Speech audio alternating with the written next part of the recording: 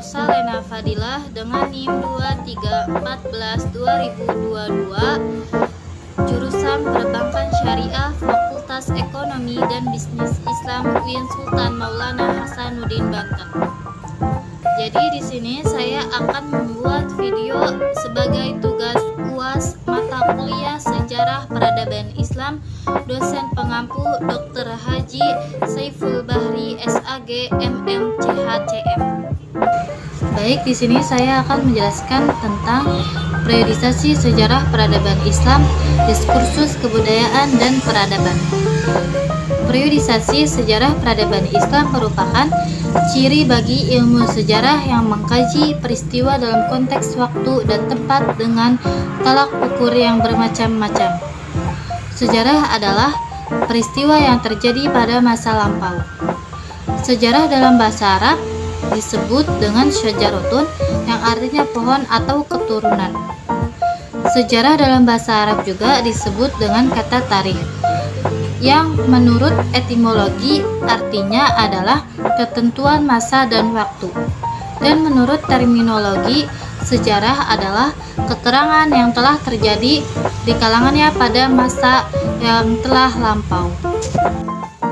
Hubungan kebudayaan dan peradaban Islam.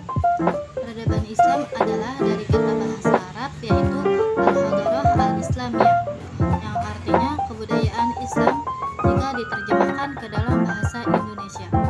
Sedangkan kebudayaan Islam dalam bahasa Arab adalah as-saqafah. Peradaban memiliki kaitan yang erat dengan kebudayaan.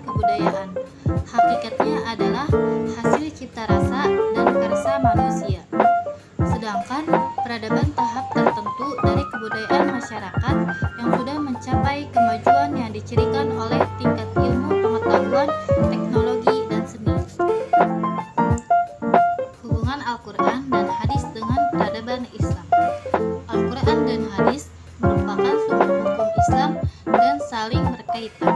Dengan mengikuti Al-Quran dan Hadis sebagai sumber hukum, maka peradaban umat Islam menjadi berkembang. Metodologi penulisan sejarah.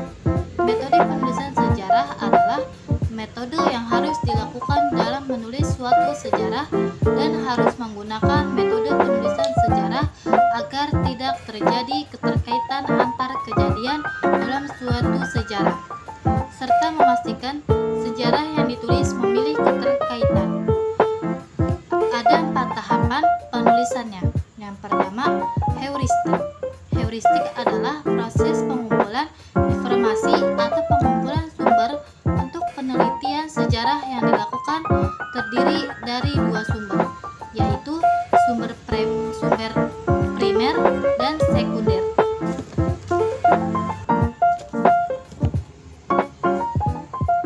Yang kedua, verifikasi atau kritik sumber. Verifikasi atau kritik sumber dilakukan untuk menyeleksi sumber-sumber yang telah dikumpulkan lalu diuji dari segi keaslian dan kredibilitasnya.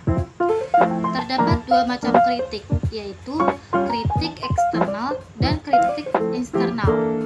Yang ketiga, interpretasi.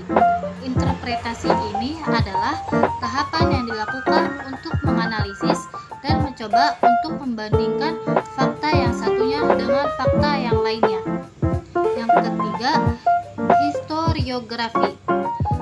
Historiografi ini adalah proses penulisannya sejarah berdasarkan sumber-sumber yang telah ditemukan, dinilai, diseleksi, dan dikritisi. Penulis juga harus memperhatikan kaidah penulisan seperti tanda baca, bahasan, format, penulisan dan penggunaan istilah serta rujukan sumber sejarahnya. Mungkin itu saja yang dapat saya sampaikan.